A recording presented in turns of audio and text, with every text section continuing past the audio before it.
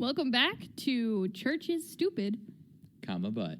Thank you, Andy. You had my back there. I have one train of thought at the beginning of these, and it's get that across. Thank you very much. I appreciate it. Today's episode, we are going to be talking about D&D. Yay! But more specifically, we're going to be talking about Christians and how they interact with media. And it's the beginning of our media series, dun, dun, dun, here at Church is Stupid. But. Thank you very much. I did Andy. not expect you to point for me. Well, you did it last time, so I just expected you to fill in. So I think if you're going to describe our media series, just real quick, some of the topics that we're going to talk about, which may be some of those more popular topics that are out there, the ideas surrounding Harry Potter, books, films, all of that kind of thing. A big one, which is the one that we're diving into first, is Dungeons and Dragons, dice rolling, mythical gods, all that kind of a thing. Very interesting topic. Super. I'm sorry, okay. And then we are going to look at, I think, comic books is on the radar for a certain point, which may involve some very special guests of some site. Yes, I am very much hoping so, but I haven't talked to them since then, so Oh, well, hopefully great. they listen to You this know what? and go, what the heck? Speaking of special guests, we actually happen to have Ruth here, Andy here, Elijah, myself here, and a new special guest. I'm here too. My name is Christopher. Wait, and, where'd you come from? I'm a local dungeon master. I just kind of saw people sitting around a table and thought, "Oh, this will be a nice opportunity for me." Let me grab my dice. Time for corruption, right? You have all your characters ready to go? Always. Do we have pre-made sheets, or are we making our own? Actually, we're going to be. I'm going to be capturing each of your essences and transferring them to a sheet for you. I would like to play Eliza's essence. We're just playing D&D on this podcast. That's all it is. The first 30 minutes, you're just going to be hearing like pencils on paper and everything. That's going to be Pencils on paper, just Dice some quick dice rolling. rolls. Oh my Nat 20. I was getting that once, but anyhow, I'm not wrong, am I? No. Would you like to tell us a little bit about yourself and how you're connected here with us at Church is Stupid, Bud? Yeah, I let's see. I was raised Catholic. My mother was very strict about us growing up with Christ in our home, but was also pretty open-minded, and I think that helped shape me a lot. I am Ruth and Elijah's cousin, and that's how I got introduced into this. I did not just wander in.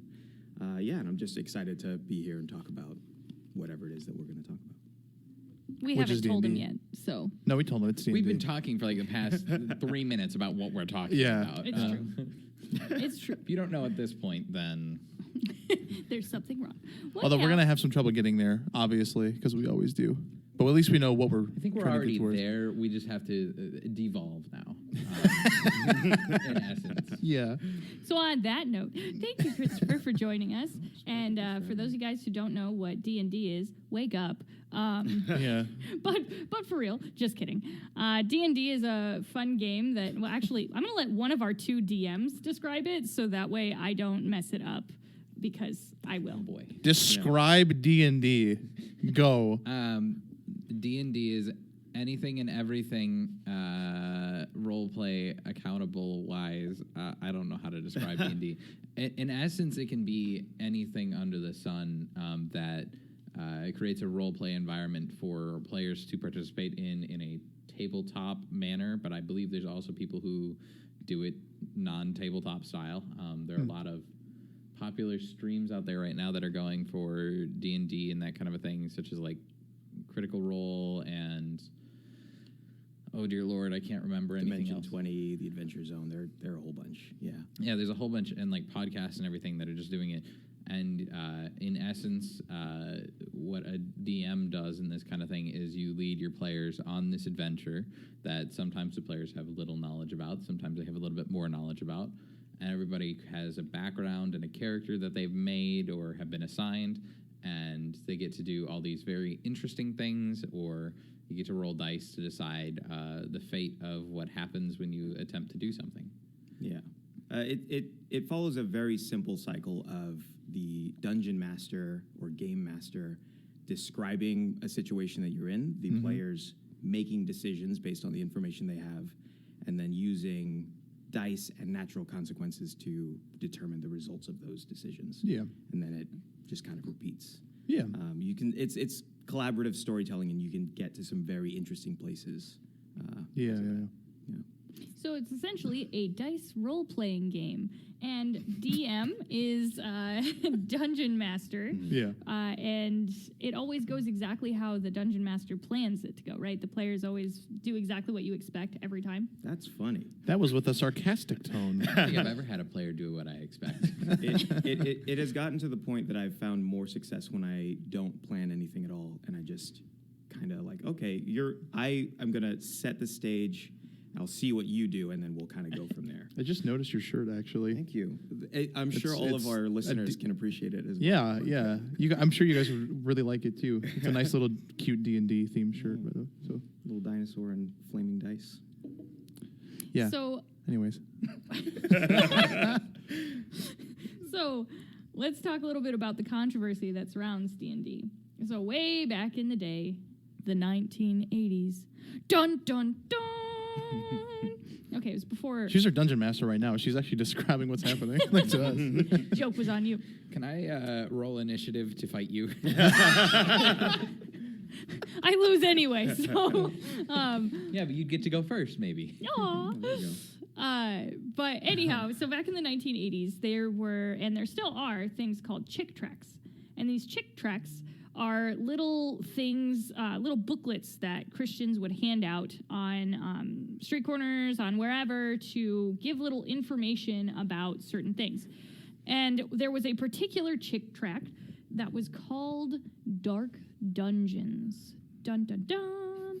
And it was all about the dangers of role-playing games and how they were going to lead you into this world of satanic ritual. Mm. And it would lead you into all of these things. And so essentially, as you read through this thing, which I encourage you to do, if you just look up Dark Dungeons Chick Tract. CHICK and then TRACT. There's no K at the end. Is it no? Is it just C? According There to was a K? Wikipedia, there is a K. There is a K. Oh, Yeah. I was wrong. I'm sorry. So- I don't know It's words. Chick Tract. Thank you for your enunciation. No, it confused me when I first heard of it at first. If you've ever heard of tract cards, that's another common term for the little pamphlets that they would hand out. Yes. Yeah. So in essence, these are things that will tend to. Are you reading some of them, Andy? Yeah, no, I'm reading through the Wikipedia, which is very interesting, but it's Wikipedia, so. They were some of them were warnings, like this one, which was Dark Dungeons to keep you away from doing something you shouldn't. Some of them were how to get to heaven. There's lots of different Chick Tracts out there, and maybe we'll talk about that someday. But today we're focusing on Dark Dungeons. So where did your families fall, I guess? Because Andy, you're a dungeon master, so you can design games for other people to play, and Christopher, you are as well. So how'd your families react? Were they pretty chill with it? My family, I mean, when I got into Dungeons and Dragons, I wanted to play all the time. And I went home to visit, and I said, all right, everybody, I'm going to run a game for you. And they sat down around a table, gave it a shot. My parents' attention span is not that great, and so they had to like get up and run the house kind of thing. But my siblings absolutely loved it. Everybody seemed to have a good time. So, yeah, Okay. pretty open to it. My first experience was in high school, so let me do math. 6 years ago. So I haven't been in the game for like as long as some of my friends have been at this point. But my first experience, I don't even know if I ever told my parents about it, and that's not because I thought like, oh, they aren't going to accept me for playing. It's like I don't think they'll care. Okay. I know that my parents are very, very accepting of whatever us kids would do, and they have the line of, no matter what you do, if you need us, we'll be there kind of thing. So I don't think playing Dungeons & Dragons or anything like that. That was going to be the line. That was going to be the line. But I do have many friends who that has been the line for. But it has become a lot more accepted nowadays, and all of the games that I'm playing right now, because of COVID and other things, are all online games. And so we're running on Roll20, which you probably don't actually care what that is, but that's where we like create all of our maps and like our characters and where we play through. You said online, right? Yes. Yeah. Online. Yeah. Yeah, sorry, I want to make sure I heard right. I feel like I'm just hearing like a collective sigh of people going nerds, and I greatly enjoy imagining. I'll be that's honest. happening. I'm a nerd, and that's acceptable. I'm a nerd, and I happily accept. And it's this. become more culturally acceptable. Yeah. It's true. It's true. I went to Disney World, and they were selling all sorts of I Love Nerds souvenirs. gosh. So it's pretty popular. The now. term nerd isn't even like a used term anymore, I think.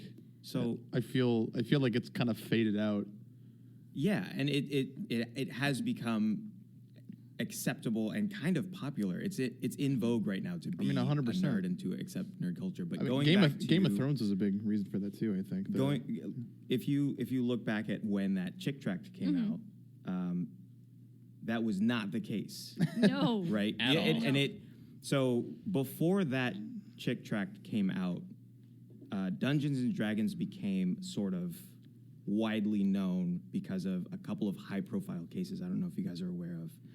No, but I'm very intrigued. Yeah, so it was based on these two cases. The first of which, there was a kid, I think in the 70s, late 70s, who was at university, and he went missing for over a month. And his parents hired this private investigator who kind of fancied himself as this like Sherlock Holmes, this modern day Sherlock Holmes, very like unconventional and loved showmanship and things like that. So he goes investigating into his dorm room. He sees these Dungeons and Dragons books, and he says, "Oh, he's run away to the steam tunnels under the university because he's become so dissociated with reality, and he's identified with his character so much that he's left to go live out this fantasy," which was not the case. The kid was suicidal. They found him a couple states away after another failed suicide attempt. Wow. Yeah, and rather than, looking at the fact that he was 16 in college, a couple years younger than all of his peers. Yeah. He was socially outcast. He was struggling with his sexuality. He was using drugs to cope. All these things that might, we look at today like, oh, yeah, this person is not doing well. They saw the D&D and went, that's it. Everybody kind of latched onto it, yeah. That is so interesting. Is the steam tunnels thing like an actual direct reference? Yeah. Yeah, because that's in the Dark Dungeons movie. Yeah. That we watched beforehand. I'm sorry. Would you No, like to that's so introduce funny. that? Yeah. Because we haven't talked about the movie yet. Well, you're talking about two main cases that brought it into the light. You said in like 70s or 80s. Yeah, so there was another. I think also this showed up in the tract and in the movie. There was another kid who committed suicide, left a note, and his mom found the books in his room, heard about the other case, and was like, "Oh, this must be some awful, evil stuff going on." Okay. Yeah. Okay. And this is, I mean, No, I mean it makes complete sense, especially regarding. I mean, I would say back in like 70s or 80s too, especially 70s or 80s Christianity. I think there was a lot of kind of chaos going on in the world, and I think that people really, especially Christians, would kind of jump to anything to justify any. They would jump to extremes to kind of justify anything. Meaning, we would definitely jump to this new thing called Dungeons and Dragons because it has witchcraft in it to justify any kind of, I don't know, maybe justify isn't the right word. I don't know. I had a thought going with that. To cope. Thank you. To cope with the realities of evil in the world. There we go. It's a lot harder. Thank you. To sit down and try to think, how can a good God allow bad things to happen? Than it is to look at something and say, okay, it's obviously Satan, therefore there's a clear villain. There's something. Well, and also it's this element of control. Because if you don't do this, then you don't deal with the issue. You see, if you don't play D&D, you don't deal with running away for a month or with suicide or with things like this. And so if we have a singular thing that we can. I'm just saying this, not saying I it's was true. gonna say. Not saying it's true, I but play but D&D and I haven't dealt with those issues personally, so I'm just. but for people to associate those things almost gives this element of control, where it's like, okay, if I just don't do this, or if I make sure my kids don't do this, then they won't become like this. Right. And I think it's kind of heartbreaking in a way to think that that's, I mean, I can't imagine what those families went through. Yeah, it makes a lot of sense. And if you, as a parent, I would imagine, hear, oh, this book makes people kill themselves, or this book teaches people how to cast spells or summon demons or associate with devils. Yeah, a good amount of skepticism is healthy, right? Right. Well, especially in a time where that wasn't necessarily very popular in media.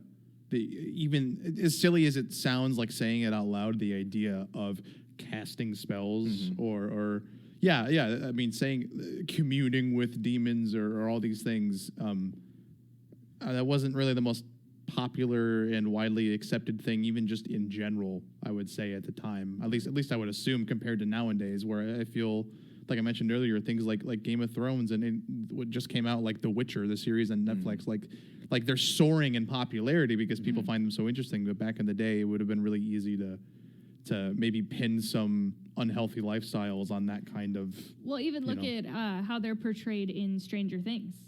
Right, yeah. Because they're all, playing Dungeons and Dragons. They're the dweeby little kids who sit in their basement and don't do anything. And then I guess the whole thing happens. But, There's a lot more there's elements. some other stuff. Yeah, I don't think D&D is the show, main But element. that's really what I got from that show was D&D. But, I mean, that's my best guess of perception because I wasn't around in the 80s. Contrary to what Elijah will tell you. See, now that you brought up Stranger Things, there was this whole idea that I don't actually know where it started from, but the idea that the entirety of Stranger Things was actually a D&D campaign.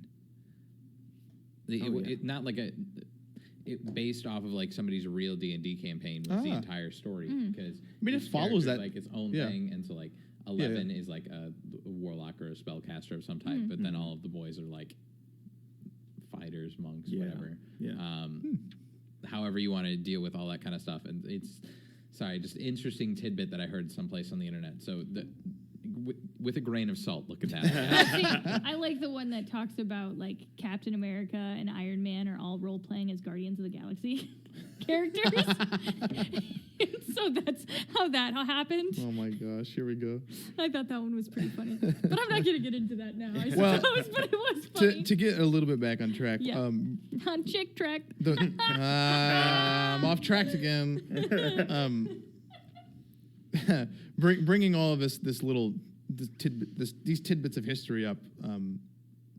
There's one of the Chick Tracts was, like we were talking about, called Dark Dungeons, which was warning, supposedly mostly warning, I would say, like young kid or maybe like teenagers or young adults about the dangers of playing Dungeons and Dragons, and how living in that lifestyle would get you so entangled in it, and eventually it would lead you to basically joining like a witch's commune without you even realizing it, kind of a thing. And we have been kind of referencing this movie that was made, I think, in 2014. Yes. That thought it was much older, and it was not. That isn't really an outright parody, but is supposed to kind of embody everything that the original Chick Tract was trying to portray. And yeah, I guess I just didn't realize how many direct references from not only the original Chick Tract, but the events leading up to that tract even being created are actually in that movie. And if you ever watch the movie, you can look it up on YouTube, or I don't actually remember like the name of the other website, but you can directly support the creators of it. Yeah, I think it's darkdungeonthemovie.com or something like that. Yeah. It's like 30 minutes long. Yeah, it's 30 minutes long, and it's hilarious. I mean, honestly, you guys should watch it if you're looking to have a good time, because it is genuinely amusing. Even though it's not like I always said, like a direct parody, it is very clearly not taking itself seriously, the only way that it's taking itself seriously is that they are trying to stay as dedicated to the original source material as they can, and they know that it's ridiculous. And I think that brings up a kind of an interesting point, that sometimes I think that we in the church and as Christians don't even see how ridiculous we look to other people when we do some of this stuff. You know, that it's easier for us to look at that one because it's the 1980s, and so that was 40 years ago. Right? No. How old? Wow. Oh no. All right, that hurt a little. But it was so it's easier for us to look at that and say, okay, they just didn't understand. But it's a lot harder for us to look at things that we do today that we talk about that look ridiculous to the people around us.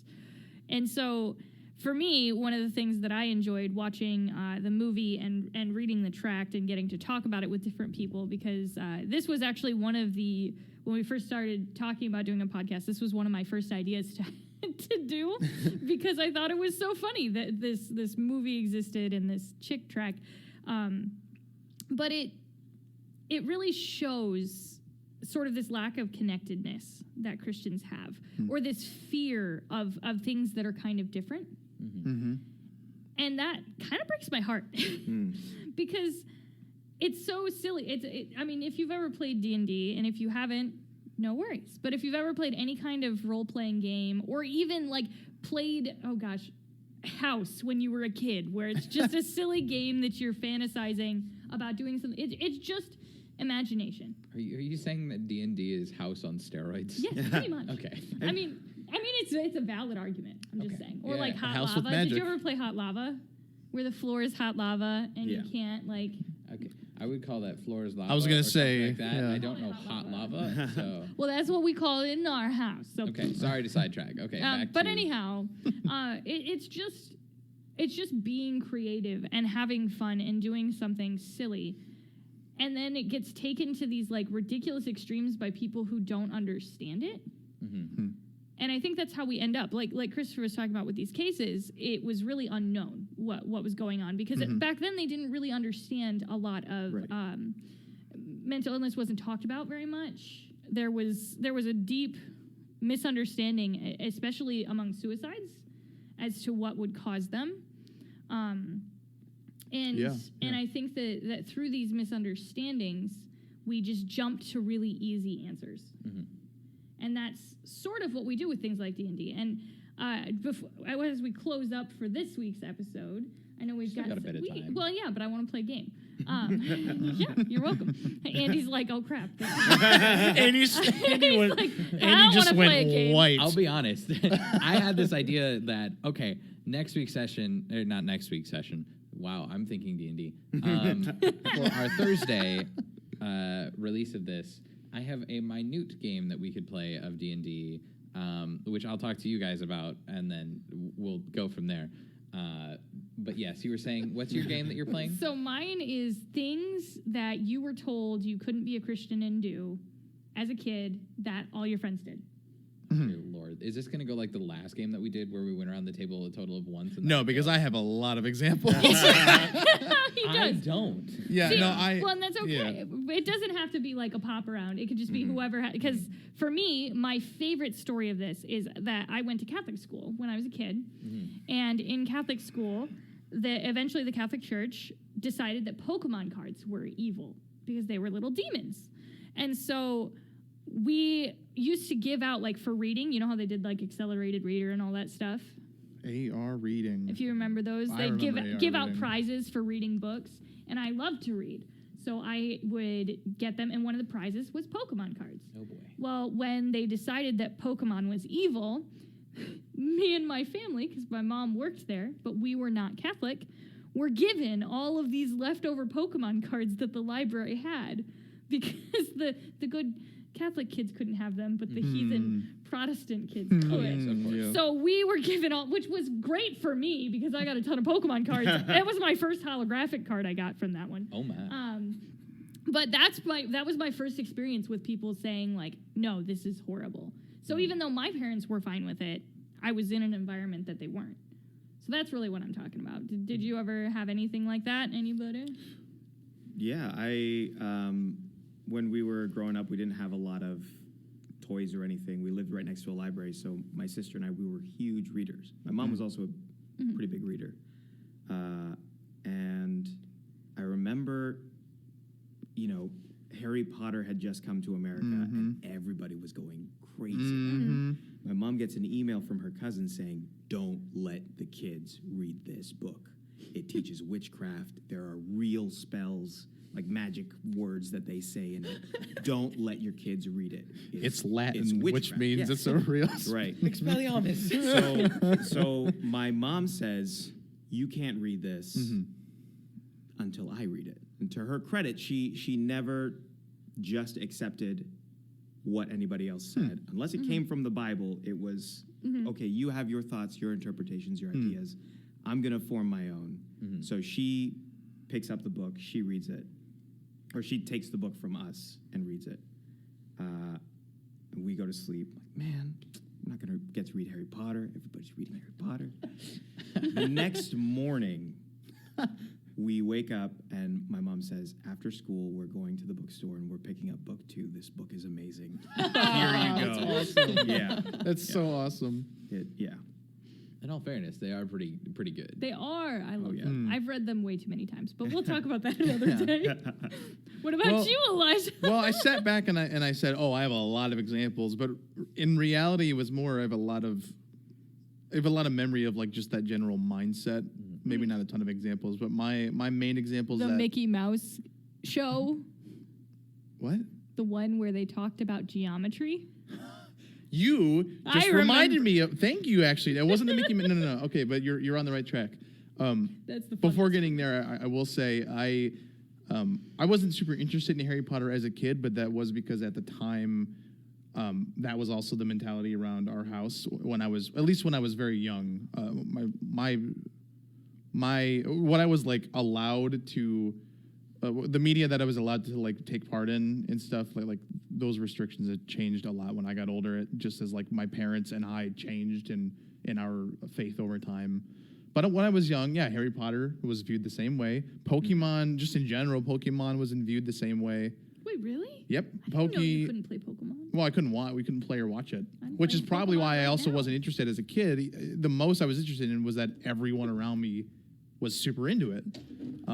But just growing up from a really young age, I was just kind of told, no, you shouldn't be because it's the little demons. I remember that. But it was, I think mostly it was just that mentality and a lot of smaller things. So what Ruth was bringing up, we had at our local district library, they had a VHS section as well. Back when VHSs were the norm, I kind of miss it in some weird way.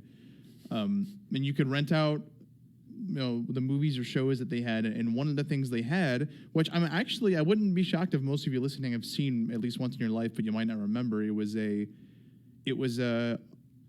Disney like Donald Duck short special. I think it was like Donald Duck in Geometry Land or Donald Duck in Math Land.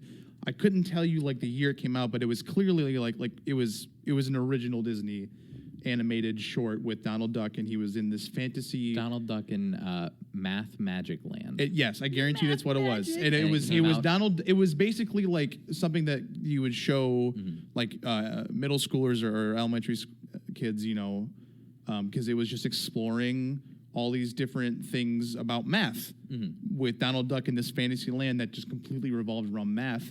And when I got to the geometry section, it also kind of focused a little bit on like the history of those things. And one of the things that it talked about was like the star symbol, and that led into the idea of the pentagram. Oh, yes. And they were talking because it was like this fantasy land, they were talking about how the pentagram used to be actually like a secret symbol for like secret societies and stuff. And there was this specific scene where like they was showing like some cloaked figures who were basically, I think their whole thing was they were like some kind of like math secret society. It was harmless, but he put his hand up and he had a pentagram on the palm of his hand to show he was part of the secret society. And I remember my mom either walking in or was watching it and seeing that And I don't know if she turned it off, but she very clearly was super disturbed and made it clear to me that the pentagram was like an evil symbol. From what all I see, it's about 4 minutes into the short. Yeah, it That was pretty happens. early into It happens it. very quickly. Like later into the short, that they're Get talking right about into it. like how cool angles are, and they show it with like a pool table. Like it was completely harmless, but like seeing a pentagram on the screen, you know, made my parents kind of freak out for a moment because they thought I was watching something that was trying to like indoctrinate me. You know. Yeah. And we are running short on time. Yep. Yeah, it took a little bit longer so than I we thought can it talk would. a little bit more about this coming with our Thursday episode if you want to. But do pay attention for our Thursday episode because it may be a little bit funner than some of our other episodes. Yeah. Maybe, perchance, if it happens. We'll see if we so decide to or not. for all of us here at Church is Stupid, Comma, but. I'm Andy. Hi, I'm Elijah. Hi, That worked Ruth. out real well. I'm Christopher. And we thank you for joining us today.